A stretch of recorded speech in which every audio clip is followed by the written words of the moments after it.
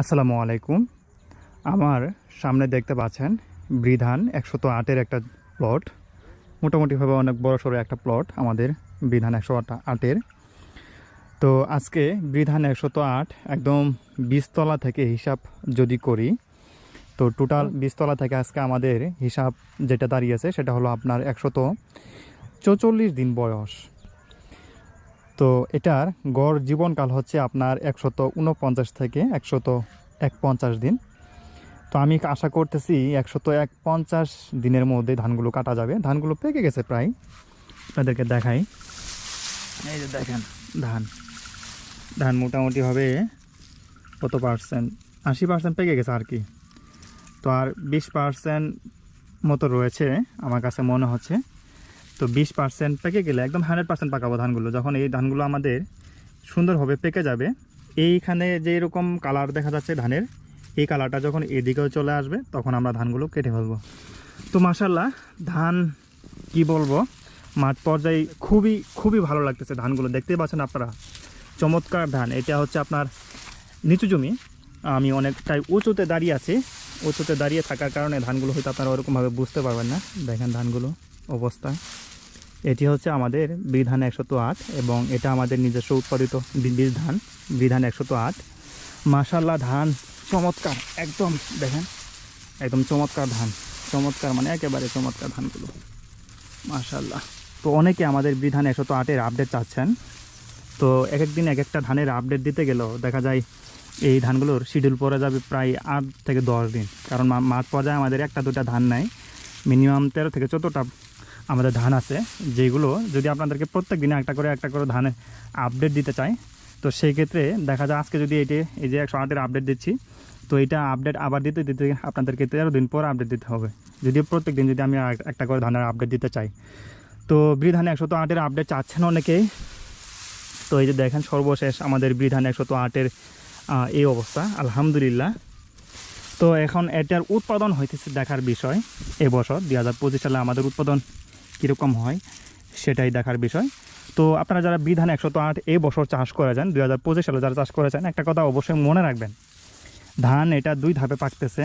প্রথম ধাপে আপনাদের ধানের যে শীষের এই যে আগার যে সাইডের যে ধানগুলো সেগুলো কিন্তু পেকে যাবে, এবং দ্বিতীয় ধাপে আপনার ধানের গোড়ার শীষের যে ধানগুলো আছে, যেমন এই যে দেখেন এই যে ধানের আগার ধানগুলো কিন্তু মোটামুটিভাবে পেকে গেছে, কিন্তু এই যে দেখেন গোড়ার ধান কিন্তু পাকে নাই।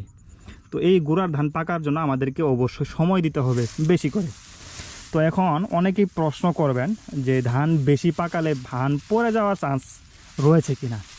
তো আপনাদেরকে একটা কথা বলে রাখি, এই যে বিধান 108 এটার বোটা, ধানের যে বোটা, এটা কিন্তু খুবই শক্ত, মোটামুটিভাবে ভালো রকমেরই শক্ত। তো বেশি পাকানোর কারণে যে আপনার অগ্রভাগের যে ধানগুলো আছে, শীষের আগার যে ধানগুলো আছে, এগুলো যে পড়ে যাওয়ার যে চান্স থাকে অন্যান্য ধানের ক্ষেত্রে, তো এই বিধানের 108-এর ক্ষেত্রে কিন্তু নর্মালি ওরকম সমস্যাটা নাই। তো যার কারণে আপনারা এই যে আগার ধানের মতো গোড়ার ধান, শীষের আগার ধানের মতো করে আপনারা গোড়ার ধানটাও সুন্দর করে পাকিয়ে নেবেন। এর জন্য আপনার যদি ধানগুলো 2 দিন একটু দেরিতে কাটতে হয়, সেটা আপনারা করবেন। ধানগুলো একটু 2 দিন দেরিতে কেটে নেবেন। তারপরও অবশ্যই চেষ্টা করবেন ধানগুলো বেশি বেশি একটু পাকানো। গতানুগতিকভাবে 80% ধান পেকে যাওয়ার কারণে, 80% ধান পেকে যাওয়ার পরই যে আপনারা গতানুগতিকভাবে অন্যান্য ধান যেরকমভাবে কেটে ফেলছেন, তো বিধান 108-এর ক্ষেত্রেও যদি আপনারা সেম কাহিনী করেন, অর্থাৎ 80% ধান পেকে যাওয়ার পরে যদি কাটার চিন্তা ভাবনা করেন, মাথায় নিয়ে আসেন, তাহলে কিন্তু আপনারা এই ফলনের মধ্যে, এই বিধান 108-এর ফলনের মধ্যে কিন্তু একটু ঘাটতি খাবেন, মোটামুটি ভালো রকমেরই ঘাটতি খাবেন। কারণ এটার শীষের ধানের গোড়ার দিক দিয়ে যে শীষ ধানগুলো আছে এগুলো কিন্তু অবশ্যই পাকবে, এবং এটা কিন্তু আপনার ফলনে কিন্তু যোগ হবে। তো অবশ্যই এই শীষের গোড়ার ধানের কথা একটু মনে রেখে ধানগুলো একটু বেশি বেশি পাকানোর চেষ্টা করবেন। তো বিধান 108 এই মুহূর্তে আপনাদের জন্য পরামর্শ হচ্ছে, শুধুমাত্র বিধান 108-এর জমি এরকম না বিষয়টা। ধান বের হওয়ার পরই আপনারা যে জিনিসটা লক্ষ্য করবেন সেটা হলো ধানের জমিতে বিপিএইচ রয়েছে কিনা। ধানের জমিতে কারেন্ট পোকা, আমরা বলি কারেন্ট পোকা বা বিপিএইচ, ব্রাউন প্লান্ট হপার, বাদামি গাছ ফড়িং, যেটাই বলি না কেন, আমাদের আঞ্চলিক ভাষায় আর একটা জিনিস বলা হয়, সেটা হলো সুলসুলি। মানে সুলসুলির মতো ওই যে আপনার ছোটো ছোটো পোকা, ওইটাকে আমরা বলি সুলসুলি পোকা। তো এই সুলসুলি বা বিপিএইচ বা কারেন্ট পোকা, যেটাই আমরা যে নামে চিনি না কেন, এই বিপিএইচটা রয়েছে কিনা, কারেন্ট পোকাটা আপনার জমিতে রয়েছে কিনা, এটা একটু লক্ষ্য রাখবেন। ধানের জমিতে যদি কারেন্ট পোকার আক্রমণ যদি তীব্রভাবে যদি হয়ে যায়, তো সেক্ষেত্রে কিন্তু আপনার মারাত্মকভাবে ফলনের ঘাটতি কিন্তু হয়ে যাবে। এটা আপনি যেই ধানই করেন না কেন, শুধুমাত্র বিপিএইচটা দেখে রাখবেন। বিপিএইচটা আপনারা চিনবেন কীভাবে? সাধারণত বিপিএইচটা হবে আপনার ধান গাছের গোড়ার দিকে। ধান গাছের এই যে গোড়ার যে অংশ, এই গোড়ার অংশে ছোটো ছোটো অসংখ্য পোকা থাকবে, যেগুলো আপনার ধান গাছের যে রস আছে, ধানের গাছের যে রসগুলো আছে, এই গোড়া থেকে রসগুলো এই পোকাগুলো চুষে চুষে খেয়ে ফেলবে। অনেক পোকা থাকবে, হাজার হাজার পোকা থাকবে, একটা গোছার মধ্যে হাজার হাজার পোকা থাকবে। এই পোকাগুলো আপনার সবাই দলবদ্ধভাবে আপনার ধান গাছের গোড়ার যে রসগুলো আছে, এই রসগুলো চুষে চুষে খেয়ে ফেলবে।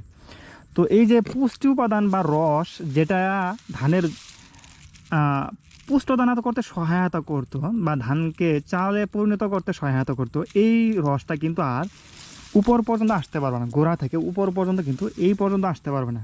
তো যার কারণে এই যে ধানগুলো আছে, এগুলো কিন্তু অপুষ্টই থেকে যাবে, অপূর্ণতায় কিন্তু থেকে যাবে। এক সময় আপনার ফলনের কিন্তু মারাত্মকভাবে কিন্তু ঘাটতি যাবে। তো আমাদের কি মনে রাখতে হবে? এই যে ধান গাছের গোড়ার দিকে আমাদের লক্ষ্য রাখতে হবে। ধানের যে ছোটো ছোটো আপনার কারেন্ট পোকাগুলো রয়েছে, এগুলার লক্ষণ আপনার ধানের জমিতে রয়েছে কিনা। যদি থাকে, আপনাকে যদি ধান কাটার 1 সপ্তাহ সময়ও থাকে, মনে করেন আপনি ধান 1 সপ্তাহের মধ্যে কেটে ফেলবেন, মনে হচ্ছে এরকম একটা অবস্থায় দাঁড়িয়ে আছে ধান গাছগুলো, এর মধ্যে আপনার ধানের জমিতে প্রচুর পরিমাণ বিপিএইচ কারেন্ট পোকার উপদ্রব দেখা দিয়েছে, কিন্তু তবুও আপনাকে এই 7 দিন ধানকে টিকিয়ে রাখার জন্য আপনাকে ধানের জমিতে কারেন্ট পোকার ওষুধ যে রয়েছে, এটা কিন্তু আপনাকে স্প্রে করে যেতে হবে। তা না হলে এই 7 দিন না, আপনার 2-4 দিনের মধ্যে দেখা যাবে আপনার ধান গাছকে রস শূন্য করে ফেলবে এবং আপনার ধানের ফলন মারাত্মকভাবে কিন্তু ঘাটতি হয়ে যাবে। তো এই বিষয়গুলো অবশ্যই মাথায় রাখবেন। তো যাই হোক, সর্বশেষ আমার বিধান 108 দেখতে পাচ্ছেন এই অবস্থা। আলহামদুলিল্লাহ এখন উৎপাদন কীরকম হয় আপনাদেরকে অবশ্যই আপডেট দেবো। আর একটা কথা মনে রাখবেন, বিধান 108 একদম অরিজিনাল যদি বীজের প্রয়োজন হয় বিধান 108-এর, তো অবশ্যই ইমরান এগ্রো আমার সাথে যোগাযোগ করবেন। আপনারা অবশ্যই এই বিধান 108-এর অরিজিনাল যে বীজগুলো রয়েছে, সেগুলো কিন্তু আমাদের কাছে কিন্তু পাবেন।